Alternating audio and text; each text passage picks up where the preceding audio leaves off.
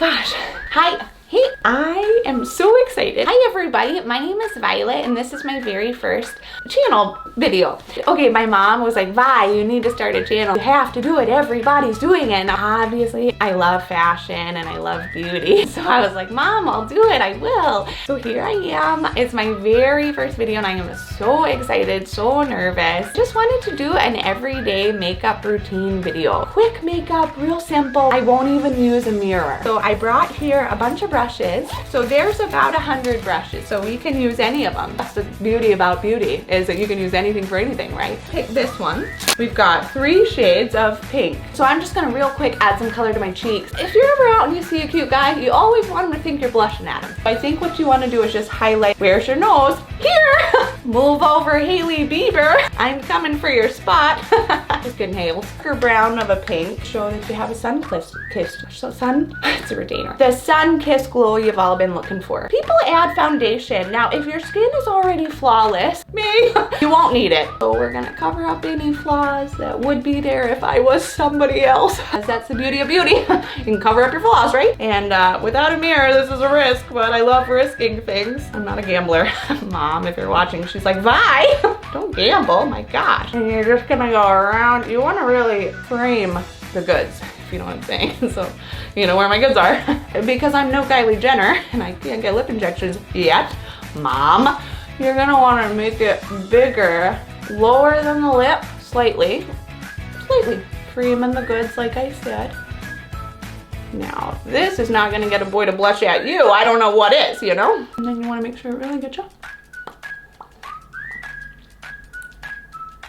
So how's that? That's good, right? That's good. So the only thing I'm missing, makeup routine, mirrorless makeup morning routine, is mascara. Right here. I'm embarrassed. Who's embarrassed? The cool thing about my glasses is the lens actually pops out to reach in there and do what I need to do. Mom, this is why I want contacts. But this is why I don't need a mirror really, because I've mastered this part. The only trouble is this one doesn't pop out, so I have to do this one under. So that's all you do, and then you just, oh my gosh, pop the lens back in. So, voila. You didn't know I spoke French, did ya? Usually as I'm doing it, I'm telling myself. I'm like, you're beautiful, Vi. Obviously. And so I just say like, you're beautiful, you're valuable, you're a gem, you're a treasure, you're a precious stone, you're a crystal. You're a crystal, Vi. Whenever you're ready to leave the house, you just leave. So what I did today was just a simple pigtail. I wanted kind of sexy beach hair. And so obviously I picked colors. Thank you so much for watching my first video. I am so excited to be doing this for you.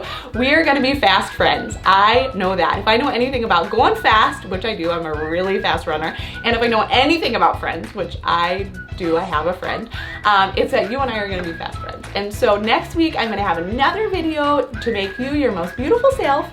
And it's all in a series and it's all called Think Pretty. So I'm excited that you're here. Thanks so much for watching.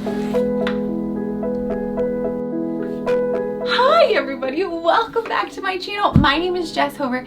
It's so good to see you here. I may or may not be going a little bit crazy. I also do have a point to all of the madness, and it's this. I would love to be somebody who makes beauty videos. I would love to do tutorials to teach you how to take care of your skin and your hair and your body. I'm just terrible at that stuff. I really don't know a whole lot about any of it. If I ever dress cute, it's probably because one of my really cute friends gave me her clothes. But because I love beauty and I think about it all the time, I thought it would be fun to do a series that's called Think Pretty. And in this, we're talking about all the stuff that goes on inside of us that makes us more beautiful people. And so every week we're gonna have a topic that I'm gonna bring to you about becoming more beautiful on the inside. And it's gonna be similar to how when you watch a tutorial, makeup or hair or whatever, that afterwards you can stop the video and know exactly what to do. So we are gonna have a little bit of fun in the videos. Of course, I want them to be entertaining, but also I wanna be able to go deep and talk about stuff that matters. And after the video, have you walk away feeling like you know what to do to become a more beautiful version of yourself. The topic of beauty it's tricky. If I say, who do you think is the most beautiful woman, just off the top of your head, some answers that I would likely get would be Hailey Bieber, Kendall Jenner, somebody who is outwardly extraordinarily good looking, right?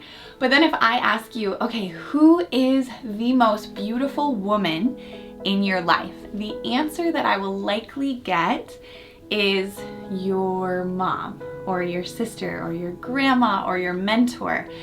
And it's not gonna be because they look just like Hailey Bieber and, you know, Kendall Jenner.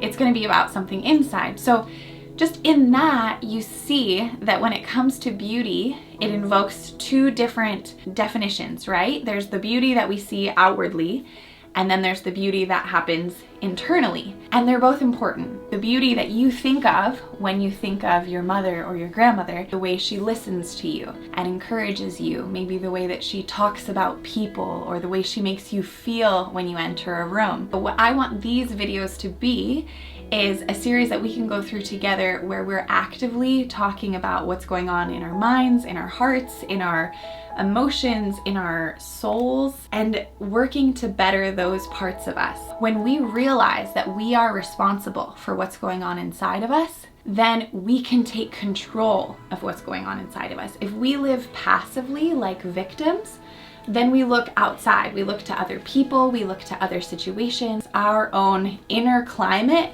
becomes something that someone else out there is responsible for.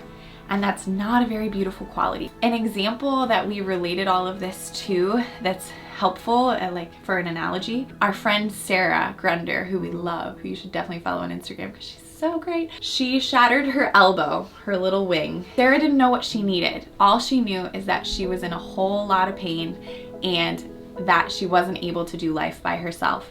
And that was okay. And so we helped her, we made her food, we all hung out. Sarah got the surgery she needed.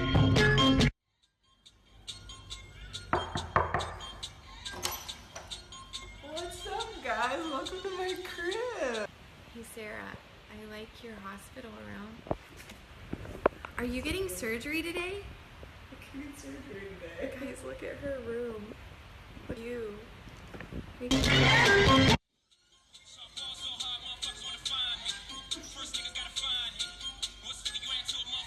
She did the physical therapy she needed to do, and she's good now, and her little elbow's working great, and she's skateboarding again, and it's wonderful. But imagine if Sarah didn't do her part.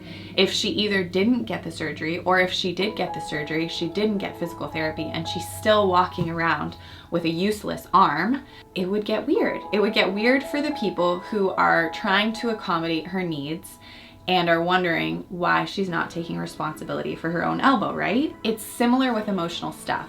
If you go through something hard, absolutely the people in your life will want to help you or should want to help you. But there is still an expectation on you that you will do your part to take care of yourself. So today what we're talking about is really being aware of what's going on inside of us. And that doesn't need to be something that's overwhelming or all-consuming, but I'm talking to a bunch of girls probably. If there's a guy out there, I love it. As girls, me being one of them and me having a lot of best girlfriends, I have more than one mom, I have a sister. What I know about girls, generally speaking, is that we are very aware of our outward appearance. If I asked you to list off some of your flaws, some parts of yourself that you don't really like, that you think are wrong, that you wish you could fix, I imagine it would not take you long to get started. What I'm suggesting that we do when it comes to beauty is take some of that energy that we're putting towards our outward discrepancies, our outward flaws, and begin to look inward. And it doesn't have to be major, but just taking some time to pause and reflect. And it's part of being a beautiful person, it's part of being a loving person, is being aware of what's going on. It could be something as little as a few weeks ago I mentioned to my friend, hey, I want to be more trustworthy.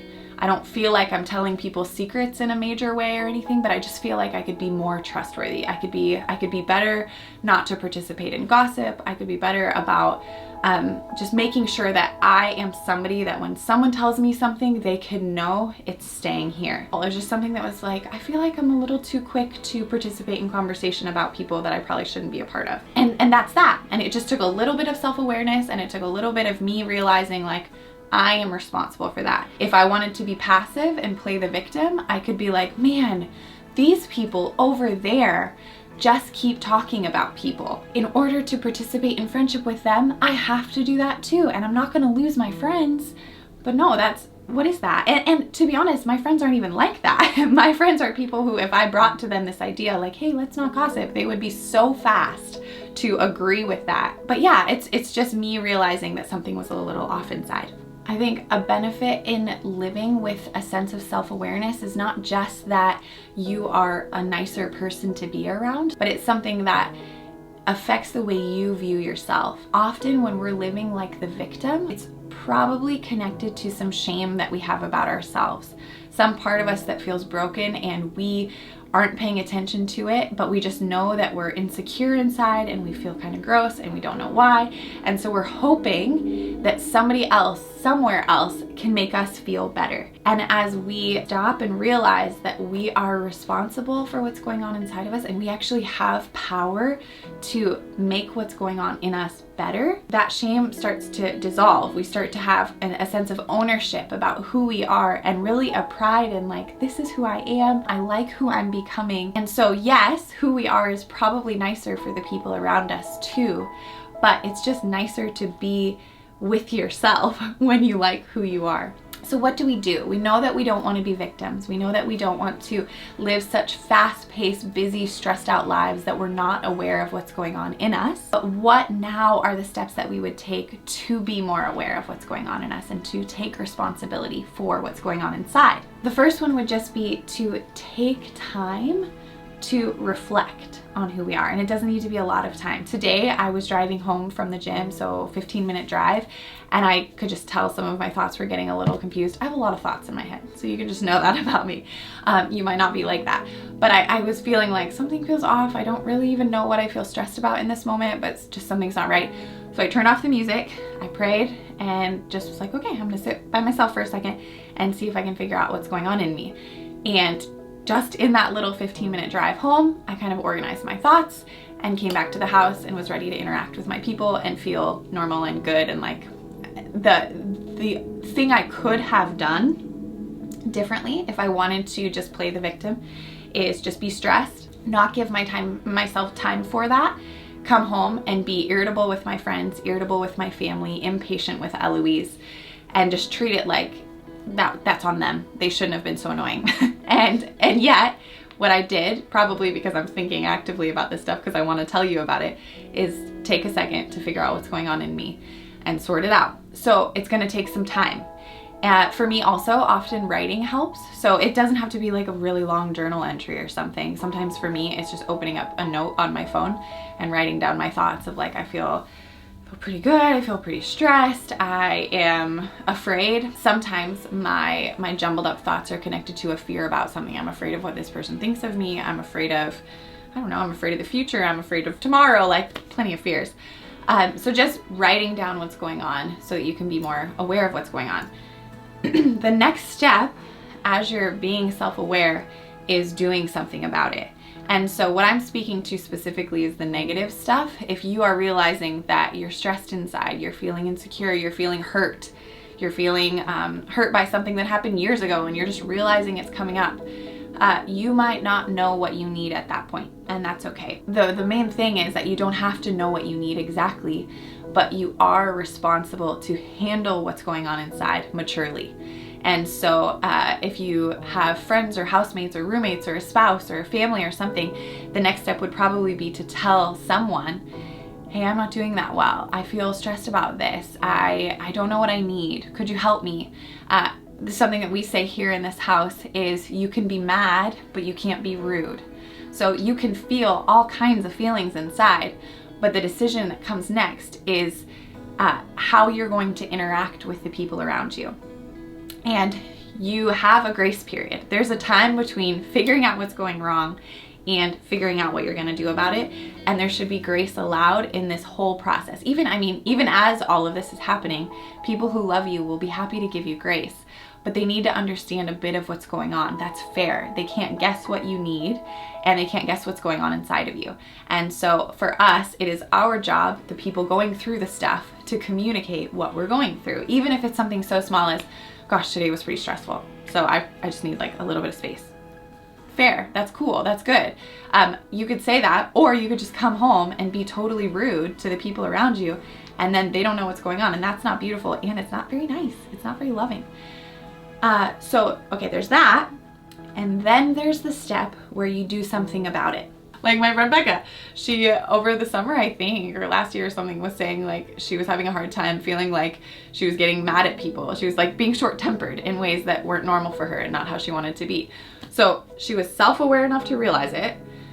She was then responsible enough to mention it. And then the thing that she did was she asked if I would talk to her about it if I ever saw it. And then also she asked if Eloise and I would pray for her. And so Eloise loves Becca. That's something you can know. She's crazy about her. So every night before we went to bed, Eloise and I would pray. And on Daniel Tiger, it's a really great children's show. You should definitely watch it. On Daniel Tiger, it says, if you feel so mad that you wanna roar, take a deep breath and count to 4. You guys should take that. Jot that down if you're feeling mad and you want to roar at people. So every night Eloise and I would pray for Becca that she wouldn't want to roar. That's what we prayed, that God would help her not to roar at people.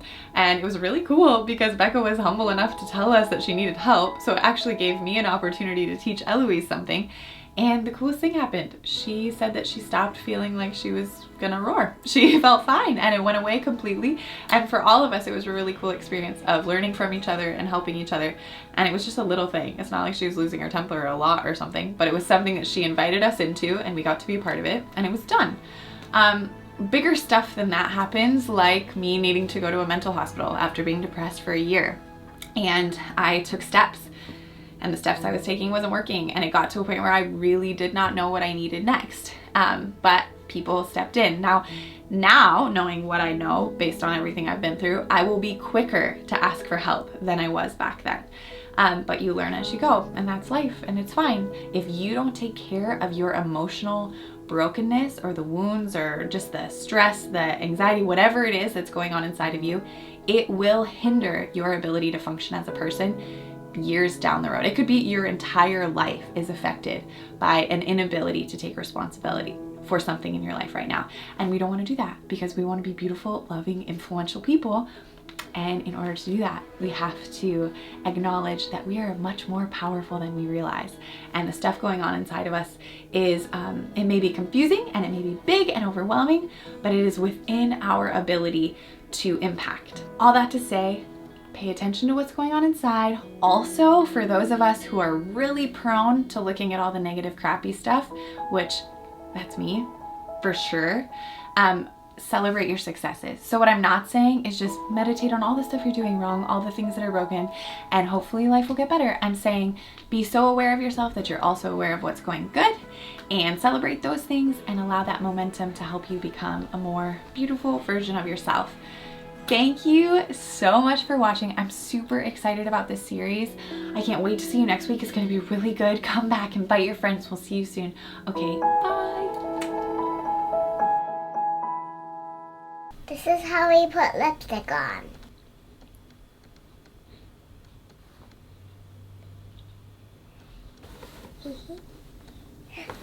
There's the mama balloon. Look, she's smiling. Now the little baby, the big girl. So lipstick on. If you want to be beautiful, make sure you put lipstick on and put crowns on and hold on. And see your toys with your friends. See you next week.